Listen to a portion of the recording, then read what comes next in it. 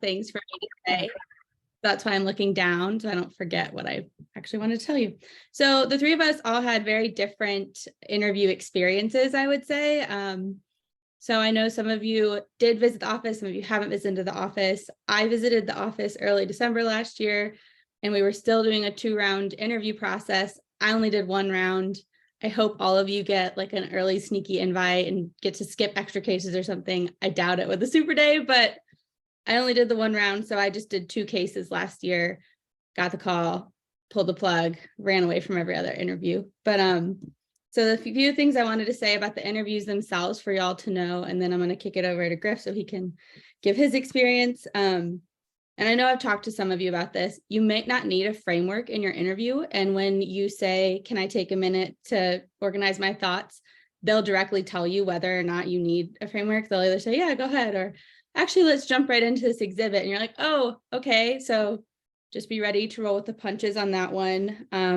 It was way more conversational than I expected, I think. I talked to one of you about this as well. You don't want to leave a bunch of awkward pauses in there, but try to state your thoughts such that there are some pauses in there so they can jump in and it's not as awkward, like they have to talk over you to continue the conversation. If like me right now, if you're motor mouthing through all of your thoughts, there's not really a good way for anybody to jump in. Yeah, so those were the big things for me that I felt like were different from other interviews and from my prep overall, but I'm going to pass it to Griff next to give some general thoughts. And we are going to have y'all answer questions or ask questions, but yeah.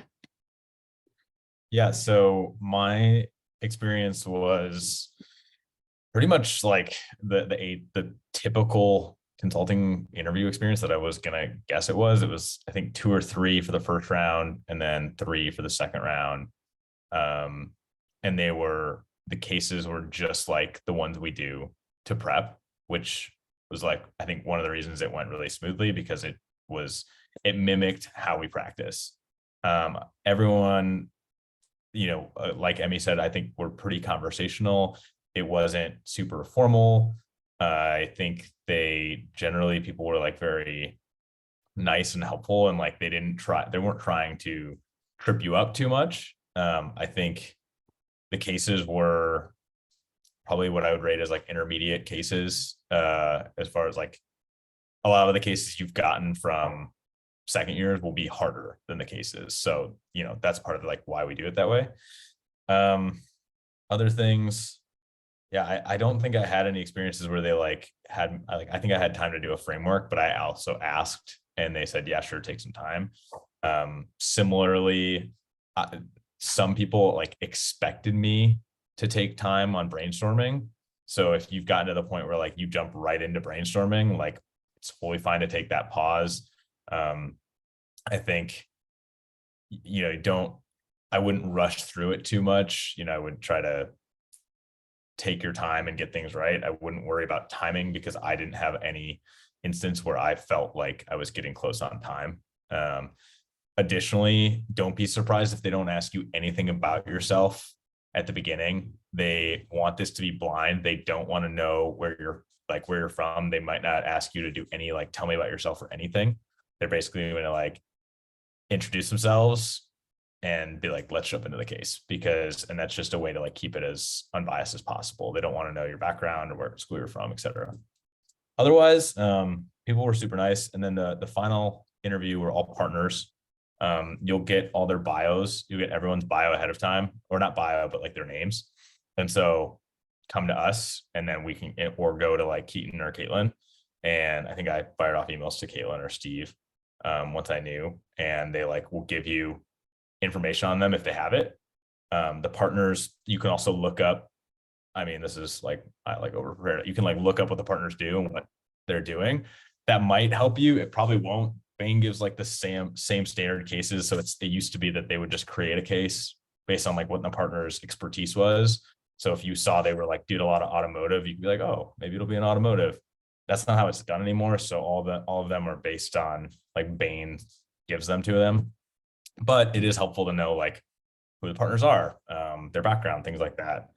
And then my last interview was the only one of all of them that was like sort of behavioral. And it was basically just tell me about yourself. What do you like about Bain? Do you have any interest in like what you want to do? But at that point, also similar to like Emmy, they had sort of already been slacking each other and decided. And so it was kind of more of just like a don't screw this up and you'll be fine. It was kind of, it got into like, he asked me like through three questions basically. And then we still had 20 minutes left. And then we were like, you have any questions for me? And we kind of just chatted. I asked him a couple like prepared questions I had, and then we just chatted. So yeah, it was pretty standard. Sorry, there's someone working in my apartment right now, but that's all I've got. I'll pass it down. Yeah, I'll probably just reiterate really what Emmy and Griff talked about. And Emmy, for the Super Day, is it the 2 cases and then the 1 behavioral / like mini case? Yes. Okay, Yeah. like 40 minutes each one. Yeah. Okay. Yeah, so to reiterate what Emmy and Griff have said. So like going into the first case, or like the first, for me, it was 2 cases, and then the third was the mini case / behavioral. And the first 2 cases really similar to Griff. Like you jump on the call and you're expecting to have some like dialogue and like some like small talk, and you're like trying to get to know this person a little bit. And they're just like, hey, you ready? Let's jump in. Like, here's my name. Here's who I am. Let's get into it. And so it's like, don't be caught off guard. Don't think they don't want to like get to know you. It's just like kind of how they run the case. Echo what Griffin said, like probably intermediate style cases, nothing there that's really going to trip you up. I would say there's almost like 2 to 3 sections, maybe like 4 sections per case max, like probably 1 or 2 brainstorming, throw like kind of a math side or maybe 1 or 2 math kind of related questions. But yeah, nothing like out of this world. It's just like your kind of normal structured brainstorming. And so, yeah, similar to them, I don't think I ever ran up on time. Most of them took like 30 to 40 minutes, and you've got like 5 to 10 minutes to kind of chat, ask your questions, just have like 1 or 2 ready, just to kind of fill that silence. The one that was kind of new was the behavioral / mini case. And so this was like, I think introduced for full time this year, and they're kind of rolling into it for interviews, or for internship interviews. And so that one was a little different. You jump in, you got 40 minutes total. I think the first 25 was more behavioral, kind of an intro from the interviewee or interviewer, then kind of intro from me. Then they kind of like asked more, it wasn't like your broad questions. Like it wasn't like, tell me about a time you had a conflict with a coworker. It was more so, hey, Connor, like I see this fun fact on your resume. Like, let's talk about Jenny's ice cream.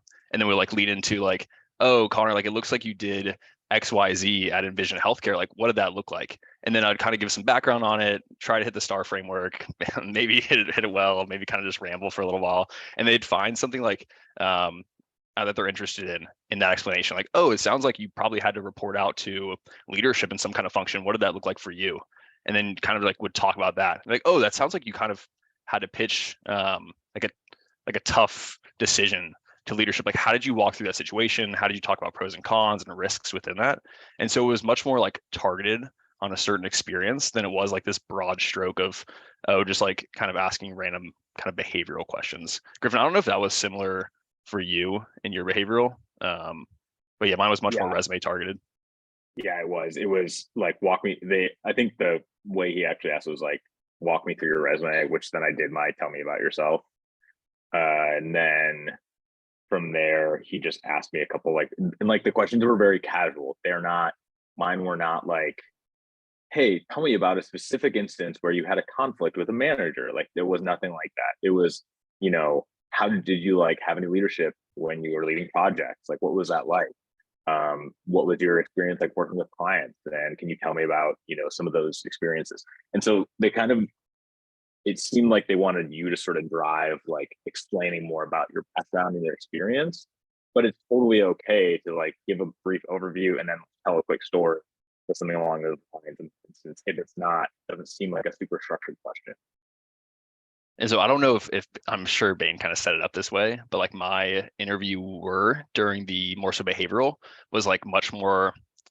So this is like the background that Caitlin gave me when I sent her my interviewers, but like much more conversational just in general. Like Caitlin sent me the overview was like, hey, this person's super conversational. It should be a great time. She's really social. And so like, you should enjoy this like time you have together, and it should kind of flow pretty easily. And so like, I think they're probably going to pick somebody for the behavioral or for like the mini case that is kind of more social, more of a conversationalist. And so like, it kind of does just feel like this, you're kind of just sitting in like a mentor's office, just kind of having a chat about your background. And so it's pretty chill, kind of pretty easy flowing conversation.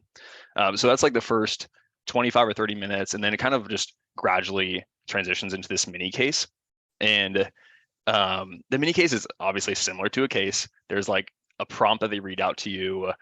Here's kind of, I can kind of give the example of mine. Like mine was a retail client. They were looking to go into more so marketing within technology. And so they predominantly use like in-person physical retail. And so like, how do they make this transition? Should they make this transition? What are the pros and cons of that? And so that's kind of like the background I got. But it wasn't like you take the time to do your 2 minutes hypothesis. It was more so, okay, like now that you know that, just, give me your brief overview of what you think, the benefits or cons of like going to technology are and like going to e-commerce are. And so just kind of like sat there with the partner, right? Just talking through like how I would think about transitioning in technology, how e-commerce could impact the business. And it wasn't like this whole like robotic like case structure. Is more so just kind of free flowing. And from there we jump into the next like structured brainstorm. And it was very much like this structured brainstorming kind of conversation with 2 or 3 prompts, but very like conversational throughout, kind of just building on itself. And it wasn't like there was a start and we had a problem that we needed to solve and there was a finish where like you produce some kind of number about revenue and then you pitch that recommendation. It was more so like, let's just talk about the general industry, the company, and like how they could potentially think about this problem. So much more like free flowing that way. And at the end, it's like, okay, great. Like, great to hear like how you think about this problem with retail. No really recommendation, just like that's kind of where it ends. And then you can ask questions from there. So if I had to like summarize it, it's just like 2 or 3 structured brainstorming kind of conversations.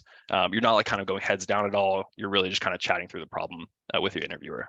I have heard of one other person kind of having like a variation on that, and they ended up doing a market sizing at the beginning. So I didn't do much market sizing like leading up to it. So I was a little nervous about that one when I heard that was a possibility.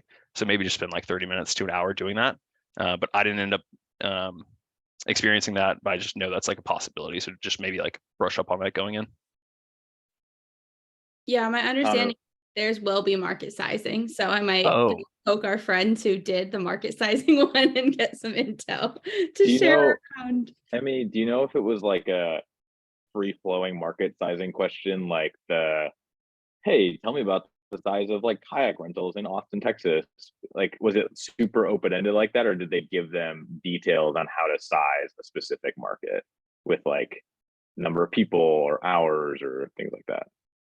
I think it's more like the first one. It's more like, how would you approach market sizing? Okay. Like, here's what we're looking for. What information do you think you would need to do it? Got it. Not necessarily like the generating numbers out of your butt and like making things up. Your thought process.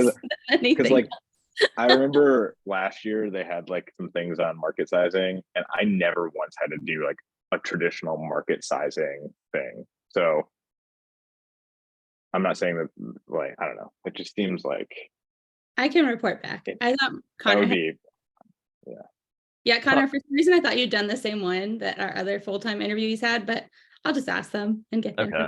I wonder if like they were either testing out like the right format to use, or if it would vary. Like, is it for sure going to be market sizing? Like, could it vary or no? Okay. Steve told them that it would be market sizing. Okay. And then that's like just market size. Is there like any structured brainstorm after that, or is it just like market size? I'm sure there'll be some brainstorming as well. Okay.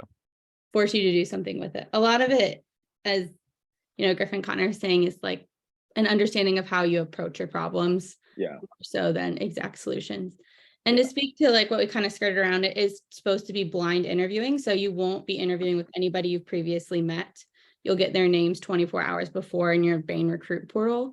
So it's supposed to be unbiased. I feel like I did have a tell me about yourself quick moment with both of my interviewers, but I might be mixing that up with other interviews now. Now I'm second guessing my memory, but we definitely had 5 or so minutes at the end, and I definitely had looked them up in advance and texted Caitlin their names to get Yeah. information and kind of think of what I wanted to ask. And it definitely helped to have the targeted questions of one was actually Caitlin's formal mentor in the office. So I was able to ask about what that relationship looks like and how she got involved with that kind of leadership role. And then the other one, he's like a procurement supply chain specialist. So I asked him some really nerdy questions about that. But anyway. I had looked at my people, but the one thing that I was just conscious and like tried to be conscious of is a lot of these people will be interviewing all day. I had a manager that did like experience hire interviews this summer, and he interviewed basically all day. And so one thing I tried to do with any questions I had, and this is not just a Bain in general, was like make the question something that is not hard for them to answer. Because if you're asking like some targeted Bain specific, benefit question, like, hey, they might be new to the firm, they might not know about it. You don't want to make them like rack their brain, but like something more specific to their experience, like what Emmy was saying, like experience with mentors, or what cases have you been working on? What did you really like? Like that's easy for them to talk about and easy for them to like kind of ramble and explain. And then you can have follow-up questions off that. I think a mistake a lot of people make is just trying to get like information that I don't know, is just difficult to answer maybe. So that's just what I try to do. But I agree with Emmy, like about 5 minutes usually. And then also don't feel like you have to like ask if you end like 10 minutes early. Like if you want to give them a few minutes back, I'm sure they'd appreciate it too. So if you ask one or two questions and want to wrap it up, like that's totally fine. Yeah. Also, just like I know we've mentioned it multiple times, but can't stress enough like how huge it is to have some background on the people as you go in. Like whether you're reaching out to Allison for the Dallas office or Caitlin for Atlanta, like she gave me not only like their background, their industry, how long they've been at the firm, but she also gave me like their social aspects or like what they're interested in outside of work. And so like can just like build conversation around that. Or like I said with the behavioral or mini case, like, hey, this person's gonna be way more social. And then my like second case, she was like, yeah, he's a little bit more quiet and reserved. So just like understand that going in. And so I knew like when I was adding like my personality in the cases, that like it might not jive with what he was like. He might be more direct with how he wants me to solve the case versus this other person might want me to throw more like fluff into it or personality or be like more energetic. And so like just kind of like not necessarily tailoring my approach, but just knowing that if I'm not getting like the feedback or the physical feedback I'd expect like over the camera or like in the way somebody was giving me a case, that's okay because I have this background on who they are. So I kind of know what to expect. So just I can't reiterate that enough. Like definitely reach out. Now your questions. The floor is open.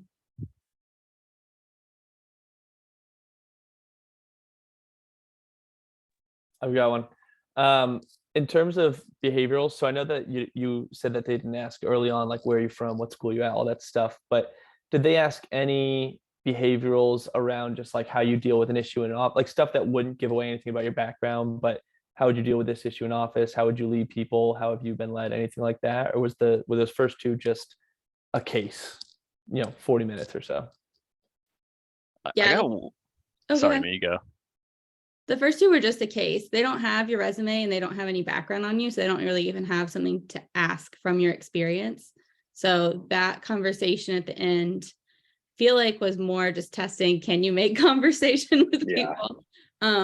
More than anything else. There was nothing. They didn't ask me anything. I think looking back, they literally just said, okay, so what questions can I answer? I don't think they actually asked me anything directly at the end. I would agree. And I know they talked about it this summer in like one of the extra 10s is recruiting you can do. And they just talked about how they've made huge efforts to make it like as equal footing for everyone as possible recently in an effort to like raise chances for people from like diverse backgrounds, other schools, et cetera. And so that's like all by design. And I wouldn't even be surprised if like their evaluation sheet is very like simple to the case, like very structured, because what they don't want is someone coming in and saying, well, I don't think that they fit Bain.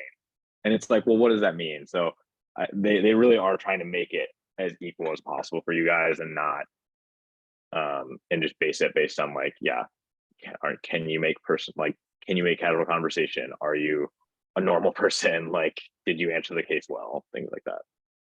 The only like variation I had on that was in like one of the partner cases with Andy, who's like the head of recruiting, I think, for the Atlanta office, at least on the NBA side. He asked me, like, he said, okay, give me like a 15-30 minute quick intro to you. Sorry, 15 to 30 second. And I was like, oh crap, like I haven't prepared for this.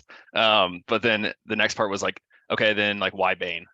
And just like real quick, like hit me with them like both really quick, had the why Bain ready, and then we jumped right into the case. And that might just be because he's done a ton of cases. He can kind of, I don't know, maybe he like can bend the rules a little bit or can kind of like alter it to what he wants to do. But just would be ready for those kind of questions. And Is he's that Andy Cap? Yeah. And is it Capanola? Capagnola. Capagnola. He runs recruiting, so that also, yeah, I think you're right. He can kind of just do what he wants. But he He's now runs recruiting for splitting the it. Atlanta office. There Oh, are really? two partners now. It's him and Christine Brown. So if you see anything from Okay. Christy or Christine Brown, also recruiting partner. Cool. Fair question.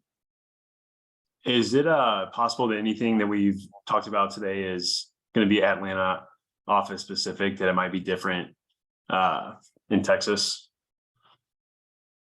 Not for the super day structure. That's consistent Yeah. across all offices. But more so All talking right. about like the norms of like partners, or like I guess how the like conversation will flow. Probably a good question for Allison. I don't know. I Maybe, asked yeah. Allison a lot about it because I didn't want this call to not be useful for our Dallas interviewees, and it sounds like it should be substantially the same. Yeah. We just won't have as much intel for you if you came to us and said who you were interviewing with. So definitely go to Allison with the names. Other than that, everything else should be consistent with like the blind process, what you can expect for the mini case cadence. So.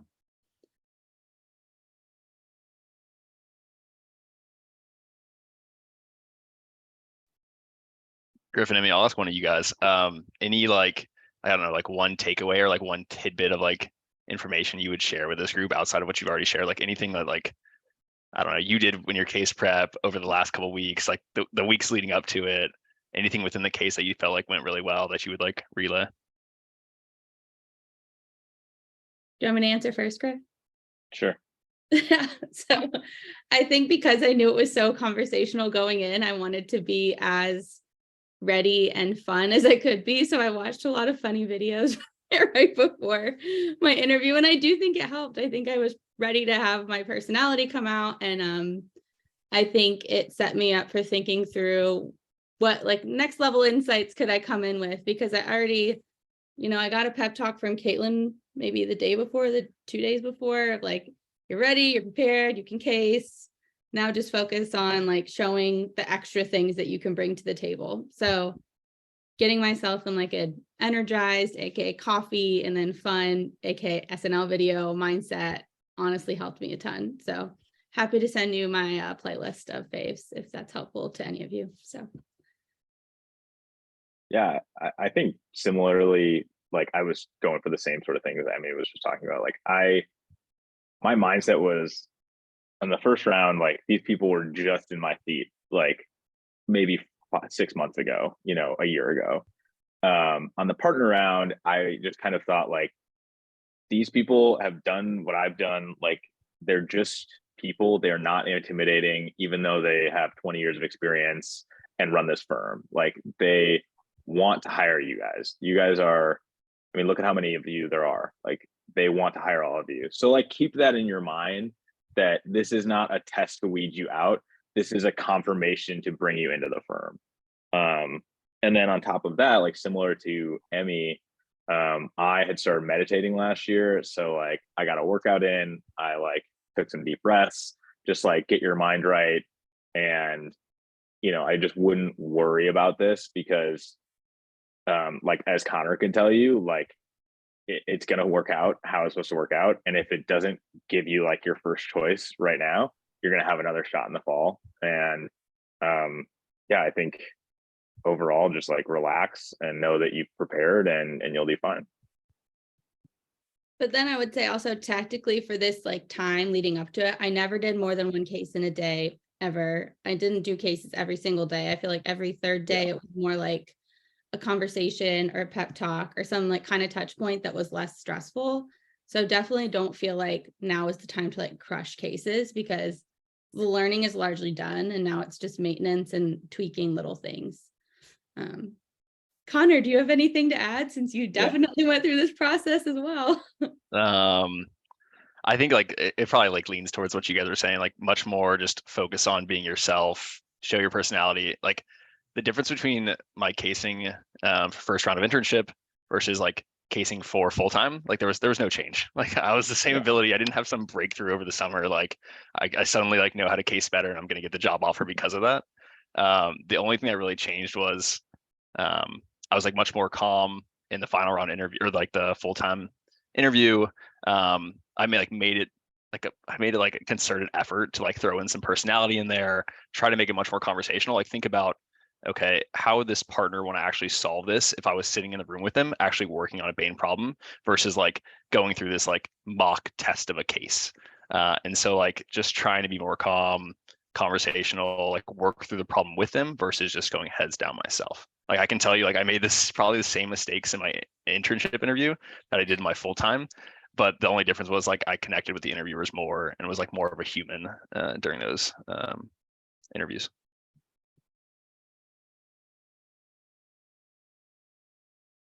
So just be yourself and be calm. It'll work out for sure. I had one quick one. In one of my mock interviews with a Bain, they showed the case actually started with them putting the prompt on screen in front of me with like 8 or 10 bullets below. Is that common across Bain interviews? It's just the first time I've seen it presented in that way. I might want to consider practicing that once or twice beforehand. Was curious if that's something common to Bain. Should I expect to see that? Is that something that I shouldn't expect, surprised by, etc.? Yes, we have 6 or 7 cases that they sent us that we can give to any of you. I know some of you have already done some of you haven't. Either way is fine. It's going to be great. But yes, they will put stuff on the screen right away. And in your read back, don't feel like you need to then hit every single piece of information, because they will read it to you. They're going to read what's on the screen. Yep. Pull out the couple of things that you think are most important to hit. So still do some semblance of oh, okay, so I'm seeing that we're working with this place. Here's our key problem, and here's the biggest complication to keep in mind. Do I have that right? And then they'll confirm it. But yeah, definitely don't feel like you need to hit every single piece of information they've just said, because they can also read. They can read, yeah. But yes, awesome. They'll have something on the screen the entire time you're casing, most likely, or at least that was the way it was for both of my cases. Understood. Thank you. I don't honestly remember seeing that in my cases, but it was a while ago. Back in my also day. I think on that note, in general, there are going to be things that like we all case a certain way and we give all the cases basically the same way, but there are going to be things in Bain's interview and in other interviews that are going to be like not that way. So don't expect it to hold to that like rigid pattern of we read you the prompt, you read it back to us, we go, you ask a couple questions, go into a framework. Like it's going to be different than that. And just knowing that ahead of time, I think, is really helpful, because like Emmy said, they might just ask like, what are your thoughts on this? And they might ask you, you can say like your hypothesis, and then you can say like, all right, the way I think about this is X, Y, and Z. Do you mind if I actually take a minute and just structure a little bit more? And like, you can like back your way into it if you want. You can just go straight into like talking through a framework off the top of your head, but it's going to be probably different at some point in your interview process. And a lot of times they won't have a ton to give you for your clarifying questions. It doesn't mean don't ask them. It just means don't get stressed thinking you've then asked the wrong clarifying questions. It means they probably just don't have a lot to give you, but they still want to see how you approach it. And again, if they direct you not to do a framework, don't feel like you've done something wrong. It might just be the case that they're giving you. And it's like, oh, okay, just roll with the punches. Don't take it as like a sign of how you're doing so far. Emmy, do you know if the super day is like more manager, senior manager heavy on the interviewer side, or is it more like the partner, associate partner level? My guess is it's senior manager, associate partner level mostly, but that's purely conjecture based on Allison and Caitlin both had to practice the cases that they're actually going to give you for interviews with associate partners. So to make sure that they're of a reasonable difficulty to assess your problem solving skills and also allow you to have something of a personality, like they're not too hard. So Allison and Caitlin, I think, have actually done the cases that you will do with associate partners. That is such a nasty curveball to get, like, oh, hey, you're 4 months into the job. Do you want a case again really quick? Yeah, they were like Allison said her palms were sweating when they asked her. I think though, something Connor said, like, you know, when he was, I think working with the interviewer is definitely the way to look at it. And I, with the exception of one partner who is like very rigid and like kind of like gave me no feedback and everything, like people are gonna like help you along and they're gonna like nudge you in the right direction if you're kind of going off course. And so I had a really positive experience in that way, and I think that's one of the reasons I had like so much confidence in choosing Bain was all of that. But again, it's just another reason like not to be intimidated by the process. Yeah, but also add on that, like there was plenty of times throughout the full-time interview that I would like miss a 0 on a math problem, or I wouldn't go in the right direction on like a brainstorm, or like my framework didn't lead us in the right direction off the start.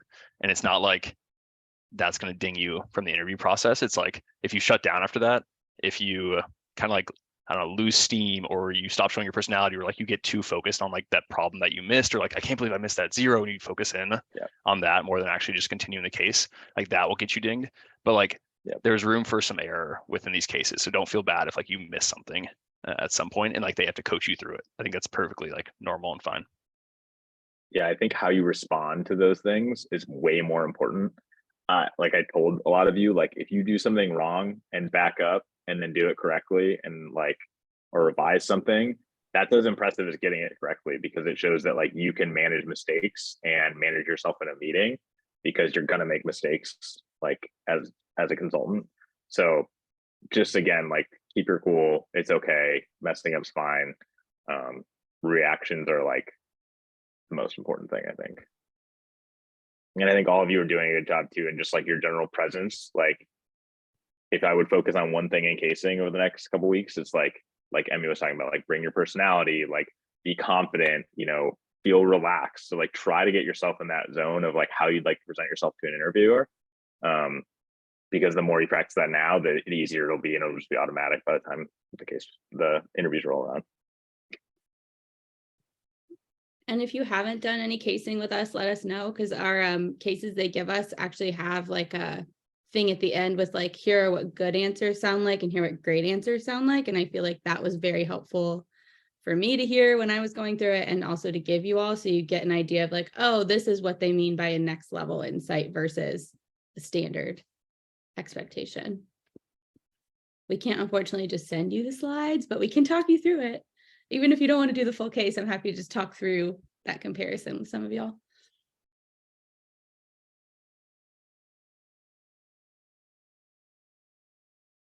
Anything else? Are y'all perfect? Ready to get offers? Ready to be done? I've got one thing. I was just going to ask if like there were any major curveballs that you were just like super thrown off by throughout like your different interviews, or if it just kind of felt pretty straightforward. I can start. I feel like they're all fairly straightforward. I think to Griffin's point, like probably feels like an intermediate case. They're going to walk you through. It's not going to be like anything. Like I wouldn't expect anything like commodities based. Now don't like hold me to that. But like it's not going to be some like kind of thing that like is so obscure that you would never expect it. But I will say like the one thing that would have thrown me off if I didn't have like some background on this before from Caitlin is that Andy Capagnola he like pushed on a few of my answers. So I'd answer something and be like, oh, are you sure about that? Like he would like kind of challenge, or like, oh, like, are you sure that's the right direction for them to go in, or what about this direction? And it's like just challenging, like, how confident are you in your answer? Are you going to stick by it? Can you weigh out like the option that they throw at you in like a short time frame, give some pros and cons of that, and then like decide which one you want to go with from there. So like there's going to be potentially some like challenging your answers. I don't think it's going to be most cases are going to be like that. I think it'll probably depend on the interviewer, probably like the partner maybe level. I would expect maybe them to push back a little bit, but just that could happen. Yeah, that. And then one thing that also happened to me, and then it also happened later that day in BCG interviews, like several times, was, is there anything else? So that, that could be after brainstorming, or it could be after a math question, because, if you just give the answer to the math question, it's like, okay, it's $1 million in revenue. And they might ask, is there anything else? And they might just be asking, like, do you have any thoughts on that? What's your analysis of that? What do you think? So they might like just those follow-up questions. And that's why it's like good to just think of it as a conversation, because if you're having a conversation with your friend about like a business problem, you're not just going to be like, okay, that's the answer. And then they're going to move on to this other very structured question that's on this other totally part of the piece. It's like, it's a conversation about the problem back and forth. And it's supposed to just be like the normal way of talking about something, as opposed to like this super structured case. I don't recall any of that happening, but maybe it was, I would say like, I was shocked how conversational it felt. And so I wonder if it was just, they're so good at making it conversational that I didn't even feel like it was like that. I definitely think there were moments where they were asking to see if there's anything else I wanted to add, but it didn't feel like a trick or anything. It was kind of like, okay, great. So maybe that was literally how they phrased it. Anything else you want to add there? And then sometimes it was a genuine, yes, I wanted to hit on these couple of risks points that I thought of while we were talking through, or it was, I think I'm set with that. I think I do want to move forward with seeing if we have more financial data or something. I don't know. It never felt like it was a trick. But I was shocked how calm and easy it felt. And I walked away from the cases wondering if I had done them well, because it was so calm and easy. I was like, I wonder if they're just nice and I was doing a bad job. So it was less structured than other cases for sure. Not in how the case was run, but in how I engaged with the interviewer. I actually just thought of one. So in the final round, in my final interview, which was like the behavioral, they asked me the question, if you were offered Bain right now, would you sign? And little did I know they were about to offer me. And so it made it really awkward when I was like, actually, because I said yes, because I obviously wanted the job, but then it was like awkward when they like, okay, well, actually, we're going to give you the internship offer right now, like on the call. And I was like, that's great. I'd love to look at the offer. And I can't commit to you perfectly because I'm like, I have another interview in an hour. So I wouldn't worry about that because it's not going to like make or break you, but it was pretty awkward. So I mean, fun story. You can't technically accept over the phone anyway. You could just be like, I'm so excited. And then just exactly. So funny. Wait, going off of that, so you heard on the call, did all of you guys hear like either on like that night, or what was the timeline of that? It was that night. Yeah, I heard that night on the first round, probably like 6 o'clock-ish. And then for the full time, I heard like an hour after. It was like right around lunchtime. But yeah, pretty quick like turnaround. And then they'll also like, I don't know, I guess just expect this. Like they'll give you some feedback, I think.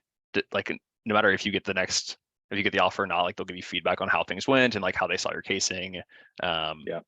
And so like just kind of be ready for that conversation. I got the call for the full time, and I just was like not expecting to get an offer. And then he said, hey, you got an offer. And I was just sitting there kind of like in silence for a little while because I just like wasn't sure like what else to say, and I wasn't ready for the conversation. And then we talked for like 45 minutes about the offer and moving to Atlanta, and I was just like, where are we going with this? So just like be ready for some kind of conversation, regardless of how you think it went. And also come up with things to do in time after your cases, because you're not going to be able to think about anything else. So like go to the gym. You probably won't want to do homework, but like do something else. You're like, go to the gym. I'm like, get your nails done. Something yummy. Get pampered, get a massage, whatever you want. Just something that's like easy. And also don't read into it if like you don't get a call within an hour after. Like I got my call substantially later relative to everybody else on the first round. I was big time stressing, already into the red wine and sad. So Little did you know, you skipped a whole round. So It worked out. yeah. I'm trying to think of anything else. Would say like, hey, class is really important in like mod 3 for sure, but maybe prioritize like just making sure you're in the right headspace for the interview. You can always like make Don't up the worry work. about it in the first 2 weeks. Yeah, skip class. I would Yeah. definitely skip class. You'll be Like fine. if you have an 8 a.m. class and a 10 a.m. interview, like I wouldn't go. I mean, you can if you really want to, if you want to just like not think about your interview, but Yeah, I can promise you're not going to get a whole lot of like benefit from that class. You're just gonna be thinking about the interview the whole time. So it's almost better for your classmates if you're not distracting them with like your nervousness, you know. So might as well stay out for that reason. also, Selfless to skip class. That's right. yeah. I would Also, say I think better if you like know if there's any question on campus, like I don't have a room booked, I don't know if I'm gonna have good internet, do not come to campus, like not worth it. Yeah. Here is a TA ready to tell you, don't worry about it. Griff's also a TA in mod 3, but yeah. Also, and this is totally like what I chose to do. So after I got my Bain offer, like I still had BCG interview that afternoon. But pretty shortly after that, like I emailed everyone else that I was scheduled with because I knew I wasn't going to take any other offer. It is completely up to you guys, and I don't want to like pressure you in any way. But if you know, for instance, that like you get Bain, BCG, McKinsey, and like you know you would never take XYZ other consultant over them, like it might benefit classmates. And I don't know if that's actually how it works. I just thought if there's any benefit it could give to like other people still interviewing with them, me not take away a slot from them, whatever. I sent off emails like that same day. Again, that's just totally like, I don't want to put that on any of you, but that was what I chose to do. I don't know if you Emmy, also you were the consult same way. Courtney on that. Yes, I Yes. was. And I was in constant contact with Courtney as soon as I knew, because I knew if I got a Bain offer, I was going to take it far and away above everything else I was interviewing with. So I did talk to Courtney and say like, okay, well, this is within 24 hours. So yes, I'll still do that interview, but then I'll pull out. She can help you navigate that very well. I also think like scheduling with like all of your interviews across all the firms is like really tough. And so for like interviews for internships last year, I had like EY in the morning, McKinsey at lunch, and then Bain in the afternoon. And by like the time I got to Bain, I was just like kind of fried. I was also like in this like realm of like changing my answers for every firm I was interviewing with. So like didn't even know who I was by the time I got to the Bain interview. And so like how like you've got your priority list, right? Of like the firms you think you'd want to go to, and like just either kind of push back and try to maybe change some different times with the interviews, or work with Courtney to like work with the recruiters to change your times, or like potentially if you have like the ability to like, I would almost think about just focusing on a few firms and not interviewing with all of them. That might not be the best advice, but like just like if there's a couple of firms in your head that like you really want to go to, and they're going to be like in that same situation where it's late afternoon, you've already had a full day of casing with other companies, like think about how you could potentially prioritize. Again, go to Courtney with that. She's gonna be the better resource. But just like something to think about. Or if you are really trying to like game the system, you could put the ones you care about most like in early January and try to say, oh, I'm actually busy, I have this conflict, and then you could maybe get the job you want and then skip second round interviews for everyone else. You don't have to do that. So That was a but really, again, I won't lie. Not, I mean, I think most firms have headed to this super day model, but if you can get out of any second rounds, absolutely do it. But especially the 4-part with like a presentation case, like I was not looking forward to some of those. no, I did not want to do any written cases, hand-drawn slides with markers. So but anyway, we're coming up on time. That doesn't mean that you can't message us. Any questions you have, we're around. So we are going to wrap us up here. But again, just email any of us with questions, or all of us. We still talk to each other. So yeah, let us know if you need to case or just want to talk through that comparison of answers or anything. We're here. So thank you for joining us. And we're so excited for you to interview. Thank you, Connor. Thank you, Griffin. Thank you, Emmy. Thanks, y'all. You're the best. All right. Thank you. Thanks, guys. Thanks, Courtney, for setting this up. Yeah. Thanks, guys. Thanks.